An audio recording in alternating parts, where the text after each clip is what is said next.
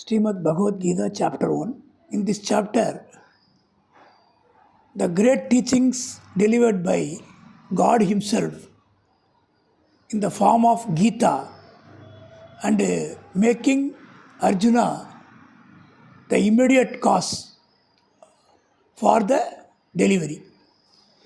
After a recital of the principal barriers on both sides, mainly describes Arjuna's dejection caused by the faint-heartedness due to the fear of loss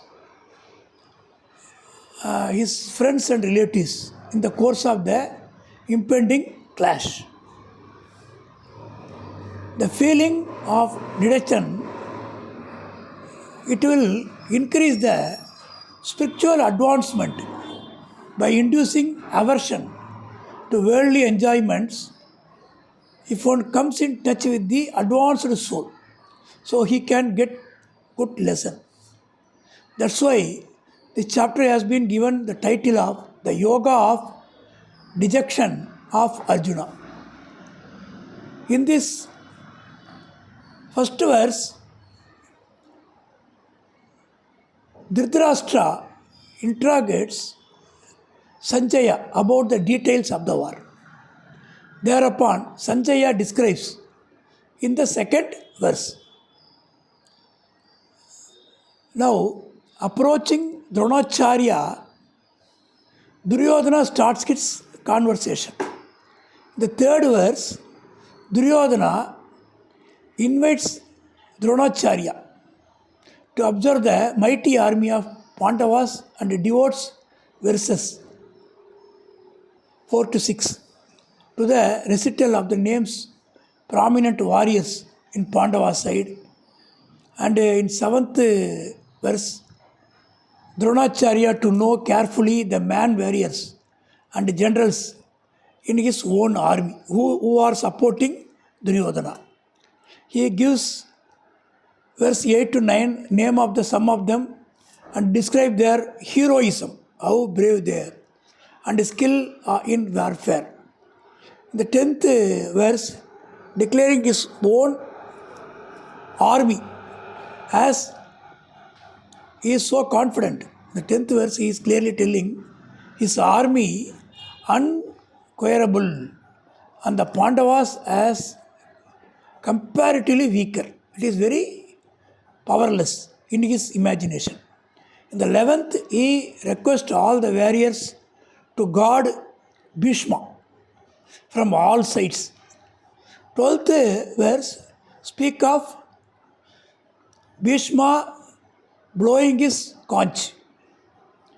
And the 13th describes the noise produced by the sudden blaring forth of conches. Many people are starting whistle, kettle drums, trumpets, etc. The Gaurava army blaring forth of conches. 14th to 18th verses speak of Bhagavan Sri Krishna, Arjuna, Bhishma, Yudhishthira, Nakula and Sakadeva, distinguished warriors of a Pandava army, blowing their respective conches. And verse 19 tells us terrible sound echoing through the heaven and the earth. It is rendered Duryodhana and his followers.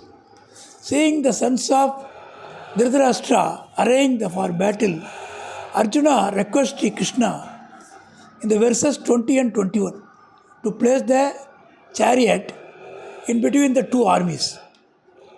Verse 22-23, he says the chariot should be kept between the two armies and he wants to observe who are assembled there for the fight.